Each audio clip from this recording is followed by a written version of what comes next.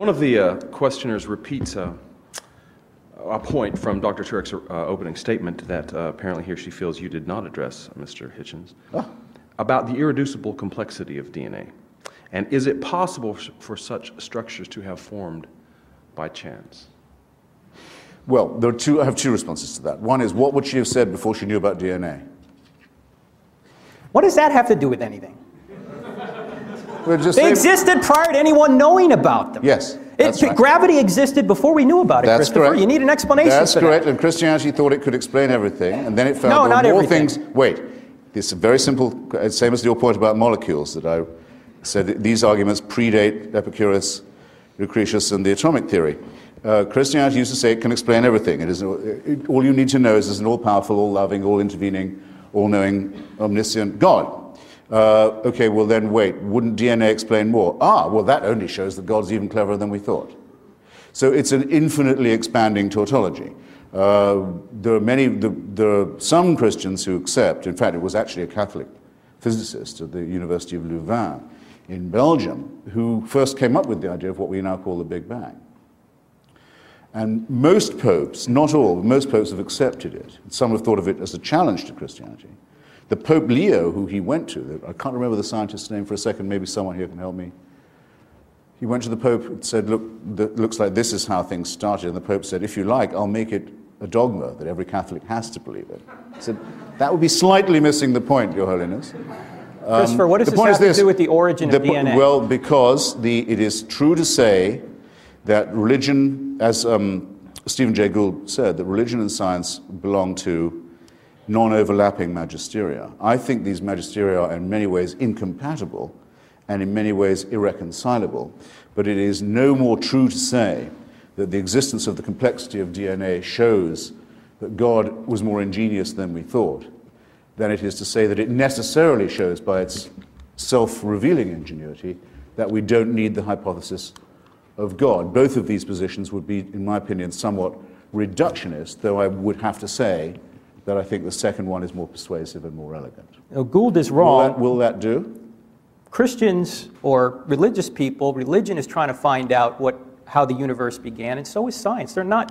No, religion says it does know, excuse me. No, it's trying to find it. Religion is not a process of scientific inquiry. Religion is an affirmation of faith. It says it already knows. I am a religious person, Christopher, and I am using evidence to try and point out that the universe exploded into being out of nothing. And you have scientific evidence for the view that an intervention will occur to prevent the implosion and no, forget that. Let's start at the beginning. I can't forget it. Let's start at the beginning. That's for debate two. It's the only thing you've said all evening that I'm going to remember. Gentlemen. That's for debate two. No. I mean, don't say, look, do yourself and your faith the honor of saying it's faith.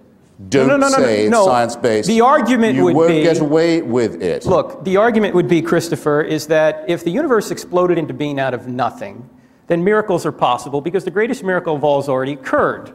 The question is, have miracles occurred in the first century? That requires another debate whereby we'd have to look at the historical evidence and see. And if it is true that that Jesus really did come and say and do the things that the New Testament writer said he did, then whatever he teaches is true, because if he rose from the dead, he was God. If he taught that there will be an intervention, then there will be. That's the argument. I don't have time to support it. Very good. Now, Josh, a sentence or two from David Hume on miracles would clear all this up. You'll need to... Oh dear.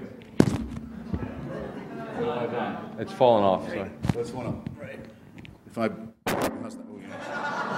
A sentence or two from David Hume would correct what you said. A miracle is defined not as a part of the natural order, but as a suspension of the natural order. No, an intervention. You can't say of the Big Bang, which is the foundation of the natural order, that it's a suspension of what it starts. You may not do that. However, if you meet someone in the street who you yesterday saw executed, you can say either that an extraordinary miracle has occurred or that you are under a very grave misapprehension. And David Hume's logic on this, I think, is quite irrefutable. He says, what is more likely, that the laws of nature have been suspended in your favor and in a way that you approve, or that you've made a mistake?